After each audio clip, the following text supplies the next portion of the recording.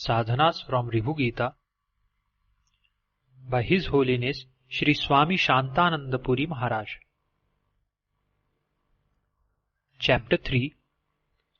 The world is all void.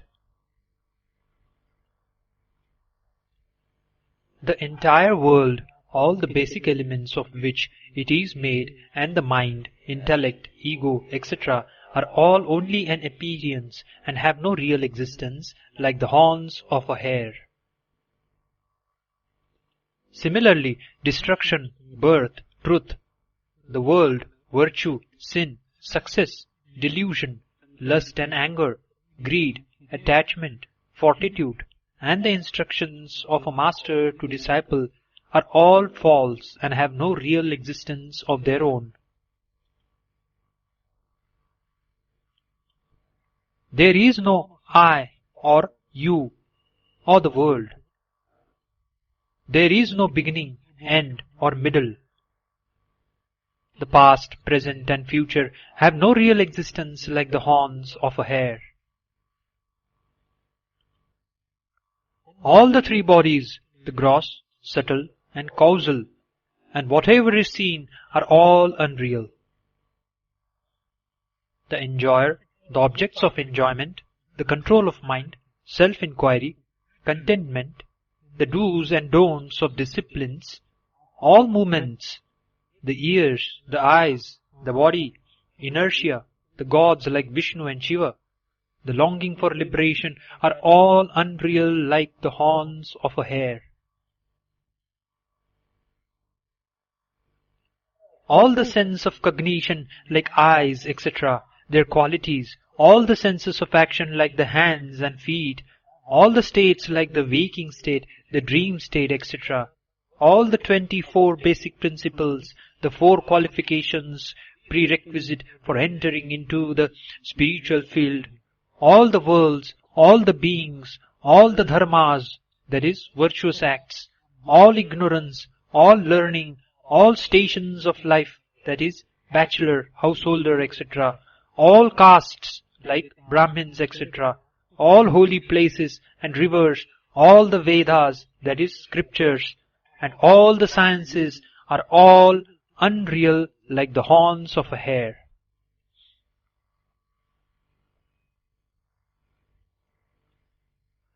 All bondage, all types of liberation, that is of the Vaishnavas, etc., all knowledge, all periods of time, all instructions, all the existence, all actions, all the company of holy men, all duality, all cognition of non-existence are all false and unreal like the horns of a hare.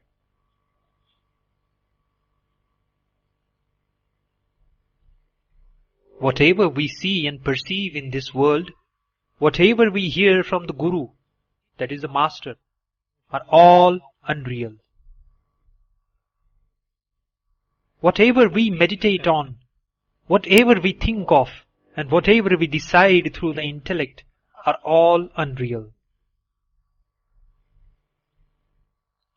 Whatever is tried to be conveyed through speech, whatever I uttered through the mouth, whatever is grasped through the various senses, whatever object is abandoned, whether one's own or somebody else's, whatever looks real and solid, whatever has been determined as one's self, that is Atman, Shiva, the destroyer, Vishnu, the sustainer, and Brahma, the creator, are all unreal like the horns of a hare. Whatever is called the jiva, that is the individual soul, or the sansara, that is the mundane world, whatever is told in Puranas, in the Vedas and the Upanishads, that is the philosophy part of the Vedas, are all unreal and illusory like the horns of a hare. Whoever reads this portion and hears the secret instruction will become the Brahman himself. All knowledge pertaining to the three bodies, including the causal, is all false, and it was never real at any time. The conclusion that I am the body constitutes the world.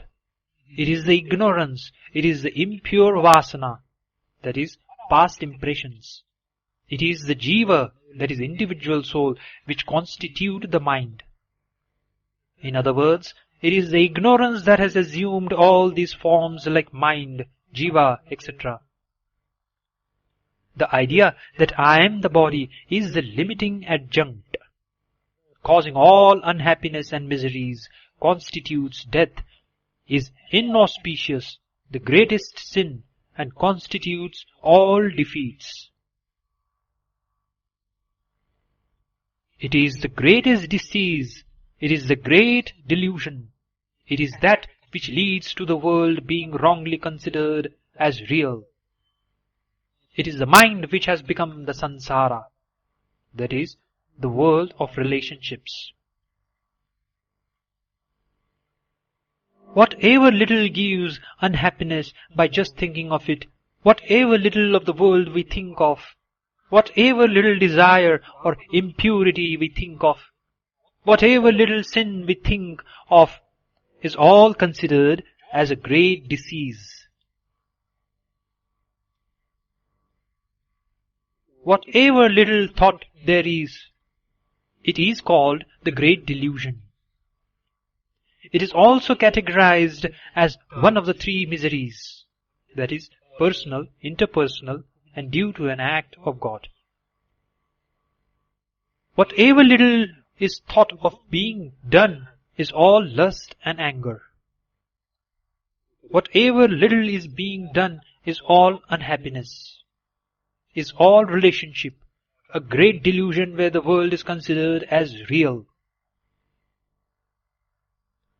Whatever little is thought of is a great defeat. Represent three periods of time, that is past, present and future. The various forms, the great world. Whatever little we think of is untruth and represents the non-existing world. It is the mind which forms the entire world, and the mind is the greatest enemy of us. It is the mind which becomes the mundane world, the three worlds, the great unhappiness, and also the old age. Mind is the time, impurity, thought, and the individual soul. The mind always remains impure, a sort of magical illusion, unreal like the sons of a barren woman. There has been nothing called a mind. It is always insentient. The ego, the greatest bondage, the innermost sense, that is antakarana, is all the five basic subtle elements like earth, air, etc. The mind itself becomes all the tanmatras like touch, etc. All the five sheaths like annamaya kosha are all mental only, and it is the mind which forms all the three states like waking state and etc. The various gods are projections of the mind. Whatever is there, including the do's and don'ts known as yama, niyama, etc., are all the mind only. The entire universe is a thought. The body also is a thought. The being is made of thoughts, and duality is also a thought. The caste, the qualities, or the moods, the entire world is all made up of thoughts. Whatever exists is all mental. The individual soul is the mind only. All the ignorance, all differentiation, all experimental knowledge, all the duality, all time and space are all thoughts only.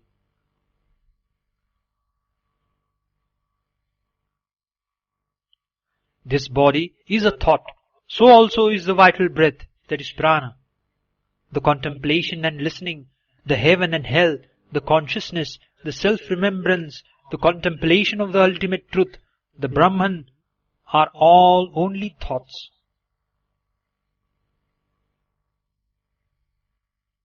There is nothing called a thought. None of the three worlds exist, and there is no master, that is guru or disciple. There is no body or mind, nor the entire world. There is no being. Everything is non-existent.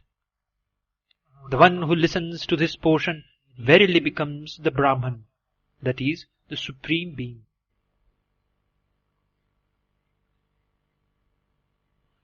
The peace of mind and the renunciation attained by the Vedantic knowledge, or the faith and love for the holy feet of Lord Shiva, shaking off the bondage of repeated births and deaths, comprising also of wife, husband and sons, can never be achieved by any amount of logical arguments or scholarship. For those seers in whom the vision of world has completely vanished and who remain without any thoughts at all times, there are no states like the waking state, sleep, etc., nor is there life and death. End of chapter 3.